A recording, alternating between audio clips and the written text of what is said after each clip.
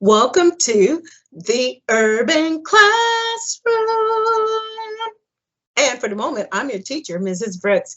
Thanks for stopping by. And today I wanted to give you an overview of the different lessons that I'm going to be teaching as you learn more about U.S. history.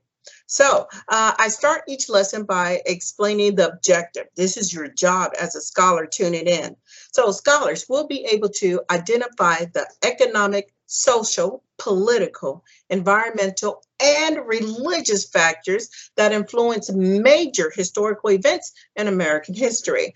And the way that we do this is by summarizing information and by making connections. Now you might say, but why, Ms. Brooks? Why do we need to do this? Let me tell you why. We need to do this because we're trying to understand how America became America. We're here, we live here, but do we really understand the history of our country? So by learning about how America became America, we're able to make better choices for ourselves, we're able to analyze the world, and we're able to make the world a better place, because that's what it's really about. This information that you're learning is to help you become a better person and to help you make better changes in this world, that it will be fair and have equality for everybody. So we got to learn how to question what we see. We have to learn how to analyze what we've read. And we really have to be able to apply some of the lessons of the past into our present so we can have better futures. So that's why we're here, to understand how America became America. Now, the first unit that I'm going to teach about will be Unit 1, the 13 original English colonies. Now, this unit is all about how America got started, and America was like the size of like your middle school or your high school. That's the start of America. They were called colonies. And there's 13 of them that we're going to talk about. How these people came from England and they went across the Atlantic Ocean, they settled in the New World, and they established 13 colonies. Now, when you have groups of colonies that share the same characteristics, we call those regions. And so there are going to be 3 regions in the New World: the New England region, the Mid-Atlantic region, and the Southern region. And we'll be talking about each one of those regions and what's going on economically, socially, politically in each of those regions. We have to understand about these governments that are going to be established in each of the colonies. We must absolutely talk about Jamestown, because Jamestown is the beginning of everything. 1607, that's a magic number. 1607 is when the first colony of Jamestown gets started. Now, we got to talk about some other issues that I got to teach about it, but I'm like, because it's about my people and how African people were enslaved and brought over to America. And we got to talk about the slave trade. Not one of my favorite, but it is necessary. We also are going to talk about how each region had their own harbors for transportation and trade, and they could make money. Now, a lot of people came over to the world for religious reasons, and so we're going to talk about some of those groups like the Pilgrims and the Puritans. Okay, so that's your overview of Unit 1, and that will be the 13 original English colonies. Now, when we get to Unit 2, Unit 2 is going to be about the causes of the American Revolution. When you say that word revolution, you should think of violence, drama, issues. A lot of issues are going to happen in the New World, in those 13 colonies, because it's about money. And whenever you mess with people's money, just expect problems to happen. So there's going to be a lot of problems between the king, between Parliament and those colonists, and they're arguing about money and taxation without representation. You're going to hear that a lot in Unit 2. So we'll talk about events like the Boston Massacre, where Crispus Attucks was the first patriot to be killed in the revolution, during the revolution time. We're going to talk about the Boston Tea Party and these patriots, their act of civil disobedience against the king, against Parliament. We're going to talk about mercantilism. It is an unfair trading system that kind of rip off the colonists and make the king and parliament get more and more and more money. We're going to talk about how the colonists want to move west, but they can't move west because the king said no. So he did some paperwork called the Proclamation Line of 1763. That's a lot, but you can't go over there. West is off limits, and we got to find out why. In Unit 2, we're mostly talking about a king named King George III. He is the ruler of England, and he is in charge of these 13 colonies as their king and as their ruler. We'll talk about several people and leaders who are very active in the revolution. People like Patrick Henry, Sam Adams, Benjamin Franklin. Okay, so that's Unit 2. A lot to learn in Unit 2. Moving right along, we're going to go to Unit. All that drama, all that problem between the king and the colonists is not going to work out. And so now there's going to be a war. It will be called the American Revolutionary War. This is when George Washington, not the president at this time, because no presidents exist during this time, George Washington, as a colonist, he is now in charge of the military, the Continental Army. And we're going to talk about 3 of the most important battles during this war. The Battle of Lexington, also known as the shot heard around the world. We'll know about the Battle of Saratoga. We'll learn about that and how it's a turning point. We'll also learn about Washington and his struggles at Valley Forge. We'll learn about a lot of people who helped the Americans win this war. Washington couldn't do it all by himself. He needed help, like from people like Baron von Steuben or the Marquis de Lafayette, James Armistead, Wentworth Chatswell, Bernardo de Galvez, Hans Solomon. These are some of the heroes of the Revolution. And we'll also talk about how the war came to an end right after the Battle of Yorktown by the signing of the Treaty of Paris. And then America is going to get a large lump of land from the Atlantic Ocean up to the Mississippi River. Okay, so we'll go into all the details about that unit. Unit 3. Unit 4 is about the Constitutional Convention. It happens in the year 1787 when you have delegates from the different colonies are coming together because they said, we are no longer colonies. We are now independent states. And by being an independent state, they want representation in the government. They understand taxes have to be paid, and you got to have a better plan on how to run the government. So we have different groups like the Federalists and the Anti-Federalists, and they're arguing, a lot of drama, but they're going to work it out.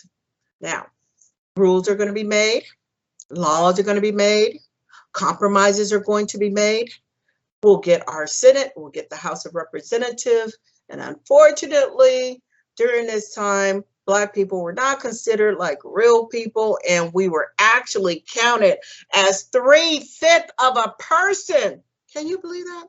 3/5 of a person. But it's related to taxation and representation. So you got to tune in when I talk about Unit 4 and the Constitutional Convention, and I'll explain more to you a little bit later. Unit 5. Unit 5 is about this document, this strong document that governs our country even today. It's called the U.S. Constitution. Now, the father of the Constitution, the person who's doing all the writing, he liked to take notes. You know, some scholars, they like to take notes in class. Well, Madison, he likes to take notes. And so he's going to record everything that's happening at the Constitutional Convention. And so we give him credit as being the father of the Constitution. This is where we have this document that sets up the 3 branches of government, like the legislative branch, executive branch, judicial branch. Will explain what they can do and what they cannot do. Also, we'll get the Bill of Rights a little bit later on after the Constitution is ratified. And we will explain why the Founding Fathers really didn't want people to vote. Kind of thought they were kind of stupid. You can't trust people, regular people to vote. What? No. So we'll talk about how the Electoral College was created and why it was created, and how our government eventually became a strong government, but was also flexible, strong but yet flexible. All right, so that's Unit 5 with the U.S. Constitution. Then we move on. Oh my goodness, if you look at Unit 6, it is a lot going on in Unit 6. This is the early republic. This is when we get our first president, and that will be Washington. And we'll talk about all the different problems that Washington had about trying to get out of debt, and should he have a national bank? Is it legal to have a national bank? We don't know. Jefferson said no, but Hamilton said yes, we need it. So we'll talk about the drama between Jefferson and Hamilton and how eventually Washington will make a decision about the bank, the national bank. There's going to be some issues with the farmers and having to pay a whiskey tax. Now, remember, anytime you mess with people money, there's going to be some drama. It's going to be some problems. So Washington is going to have to figure it out. Also, Washington is going to have to figure out, is he going to get involved with other countries who are having problems and need support, like France. In particular, France will ask America for help during their revolution. We'll see what Washington does about that. We'll move on to the next most important president, Jefferson. He's president number 3. So Jefferson is going to have some issues with impressment. Impressment, that's like kidnapping sailors and forcing them to serve in the Navy, but it's the Navy that belongs to England. Wait, what? Americans are being kidnapped and forced to fight for England? Yeah, I'll tell you all about that when we get to Unit 6. Well, Jefferson is not really a fighting kind of guy, not like a really good military guy, so he is going to impose what is called the Trade Embargo Act, where he says, no more trading. We're not going to trade with England. We're not going to trade with France. It's a way to try to punish England for impressment, but it kind of doesn't work. It kind of hurt the Americans instead, but he works it out in the end. Then you have the Louisiana Purchase of 1803. This is when Jefferson is going to purchase a large amount of land that was called the Louisiana Territory for about $15 million. Now, that was a bargain back then. $15 million for the Louisiana Purchase, and then he sends out his explorers to look at the area, survey it, make maps, and they couldn't do any of that stuff without the help of a Native American woman named Sacagawea from the Shoshone tribe. So she is going to show them around, and she is going to help them as they explore territory up to the Rocky Mountain, because people hadn't been in that area before, so they don't have any maps. You got to get the maps. You got to figure out how much land do we really have, because we buy this area from France. Now we'll move on to President Madison. And while President Madison is in charge, he's going to let some people talk him into trying to take Canada from Britain. Britain going to get all mad about it. Britain going to burn down the White House. But it's just a lot of drama, a lot of mess during the War of 1812. So that war will end. It kind of be like a tie. I don't know if there's really any losers or winners in war. I don't know. But the war will come to an end, and America will start getting respect from other countries because they're able to defend themselves for the second time against Britain. During this time, we have a president. His name is Monroe, James Monroe. He believes in neutrality. He doesn't really want to get involved with conflict that involves other European countries.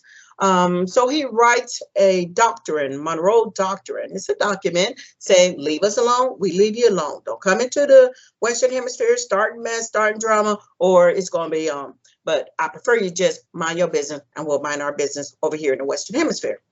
Now, Monroe will be responsible for buying Florida. Florida did not belong to the Americans. It belonged to Spain.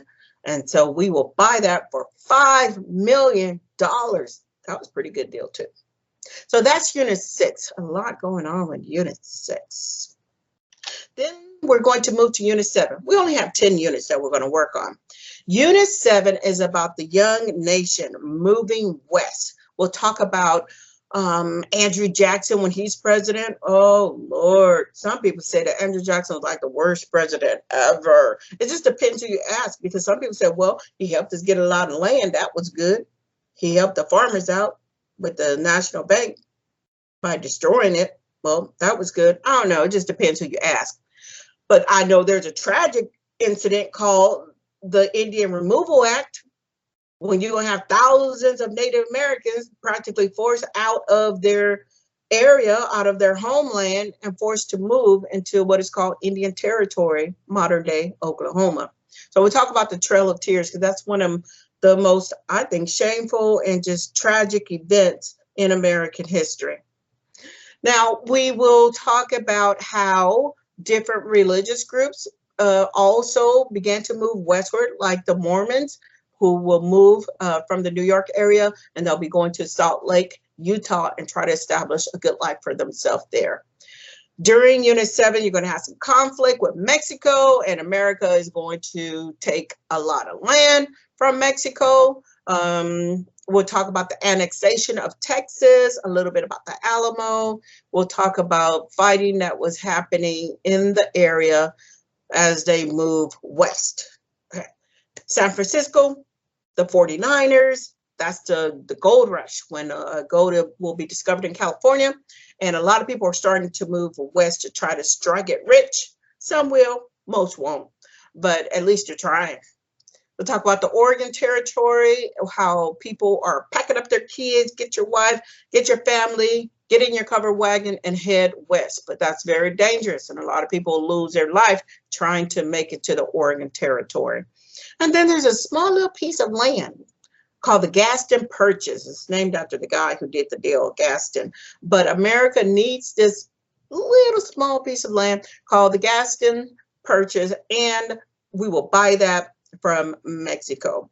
So a lot of land will be bought, taken, stolen, and it's all about moving west and to fulfill this idea of manifest destiny. Manifest destiny was an ideal that the Americans had, that God gave the settlers a God-given right to move west. And we'll talk about that when we get to Unit 7. Unit 8. Unit 8 is about the road to Civil War. There are going to be so many problems about the enslavement of African, about money that the enslaved African brings into a state by forced labor, by slave labor. I mean, making people work and you're not paying them. Okay, so you give them a place to stay, you're giving them food to eat, but you're not really treating them right. You're abusing people and taking advantage of them. And that's a whole mess. So some people say it's about states' rights. Some people said, nope, it's about slavery and you just wanted that money. We'll have to see what is the real issues, what is causing the people in the North and the people in the South to have so many disagreements until it ends up in a war. We're going to talk about a man named John Brown. Don't mess around with John Brown. John Brown said it was his job to break the jawbone of the wicked. That's what he said. Now, John Brown, he was an abolitionist. An abolitionist is a person who does not like slavery, and they're trying to end slavery. But John Brown, he was doing the most, though. He was doing the most. We'll learn about him. There's a man of African descent. He's a slave. His name is Dred Scott. And he is going to try to sue for his freedom. We have to see what the court says about a slave trying to sue to be free. There's going to be issues with popular sovereignty. Popular sovereignty is about you being able to make the rules for yourself and govern yourself. So there's some new territory that's going to be available, and people in the area are going to have to vote and decide, do you want slavery in this area or you don't want slavery in this area? And it's just going to cause a big problem where people are now fighting, shooting, and killing each other. And the event becomes known as Bleeding Kansas. There's a woman, her name is Harriet Beecher Stowe. Her family are religious people, and she is an abolitionist. And she's going to write a book called Uncle Tom's Cabin. And this book says, it talks about all the atrocity of slavery and how African people were treated, how slaves are treated. And she's trying to educate other white people about the problems with slavery and why it should be abolished. So her book, Uncle Tom's Cabin, we will learn a little bit more about her ideas and her philosophy about life and how slavery, in her opinion, is just wrong. There's a law that will be created called the Fugitive Slave Law. It was an argument about should California be a slave state or should California be a free state? And they're trying to decide. And one of the outcomes of California becoming a free state is that the South wanted to make sure that they are taken care of. And so this Fugitive Slave Act will be created that says if your slave run away, we can send bounty hunters to capture your slave and bring your slave back to the South. Okay, that's the Fugitive Slave Act. Earlier, there were some problems with South Carolina. South Carolina tried to secede from the Union. They're saying that they had rights to nullify a law that the president wanted to create. That president was Andrew Jackson. Okay, so we'll talk about South Carolina and their problem with President Andrew Jackson and the idea that they felt that they could secede from the Union. That's a lot. That's Unit 8, the road to Civil War. Now we are at Unit 9. Unit 9 is called the Civil War, and after Civil War comes a different period of time called Reconstruction. So during the Civil War, this is where you have the North fighting against the South. And this war starts in the year 1861 and it goes up to about 1865. Lincoln is the president. He says his #1 job is to preserve the Union. Preserve, that means to keep safe. He has to keep the Union together. Well, it's going to be some problems, and South Carolina, again, is going to have some issues with President Lincoln, and they will decide to secede and convince other states to secede from the Union. That means like to separate, but not physically. It's like saying, I'm not going to listen to you. I don't want to hear anything you have to say. We're going to ignore all your rules, all your laws. You're not the boss of me anymore. So we seceded. Okay, we'll talk about what seceded means. Military conscription is when you're forced to join the military, even if you don't want to. And a lot of people in the North, they're going to get mad at Lincoln because he is going to require conscription, joining the military, because they need more soldiers to fight. Now, the South will become a different country, so they say, and the country are all the states that seceded from the Union. This is the Confederate States of America. They're going to get their own president. They're going to get their own vice president. They're going to set up their own government. But Lincoln said, I don't care about none of that. I'm not listening to you. You're still part of America. And I'm going to have to show you that my job is to preserve the Union. So there's the fight. There's the war between the North and the South. Now, after the war is all over, Lincoln has to find a way to have those Southern states be reunited and join the Union. So there's going to be a lot of rules, a lot of laws, and that determines when a state can rejoin the Union. Because everybody who seceded, you got to rejoin the Union, got to accept some outlines and some guidelines and some rules that have to be followed. During this period of time of Reconstruction, this is when a lot of laws are going to be made to help protect people who were once enslaved in this country. So it's when Black people start getting their rights, like the 13th, the 14th, and the 15th Amendment, where slavery becomes illegal across the entire nation. It's when Black people get their citizenship. And it's also when Black men, not women, Black men will get the right to vote. But unfortunately, the period of Reconstruction, for some people, they say it wasn't very successful. Some people say that, yes, it was successful. I don't know, because you're going to have hate groups. You're going to have the KKK. It becomes a group that tries to deter Black people from voting. And eventually, Black people are going to get back to a point where they don't have a lot of their rights, or not able to vote because of the fear behind different hate groups, different laws that are being put in place to suppress Black people in this country. Okay, so that's Reconstruction. And then we go to Unit 10, Settling the West. This is after Civil War, after Reconstruction. It's the final frontier. Unfortunately, Native Americans are still going to have a lot of their land taken away from them during this time period. This is when we have the Transcontinental Railroad, or we're trying to connect the East to the West for transportation as well as trade. There are going to be government programs that are created to give landless people enough land where they could build a house, start a farm, and take care of their family by using the Homestead Act. But it wasn't for everybody, but some people got to participate in this program. You're going to have Chinese labor. They're going to be coming over. A lot of Chinese people were looking to strike it rich, actually in California, but not everybody strikes it rich. And so they will begin to work on the railroads, helping to connect the East to the West. You also have more immigrants that will be coming into the country during this time period. Unfortunately, a lot of immigrants were looking for the American dream, but they're going to find instead a lot of discrimination, low pay, and just hard living conditions, harsh living conditions. You have the birth of the labor unions, where Americans wanted their jobs protected from immigrants, and where Americans were demanding to have the 8-8-8. The 8-8-8 is 8 hours to work, 8 hours to rest, and 8 hours to just do whatever you want to do. So that's the 8-8-8 that the labor union fought for. Well, that is a lot, and it's going to take almost 8 months now to teach you everything from Unit 1 to Unit 10.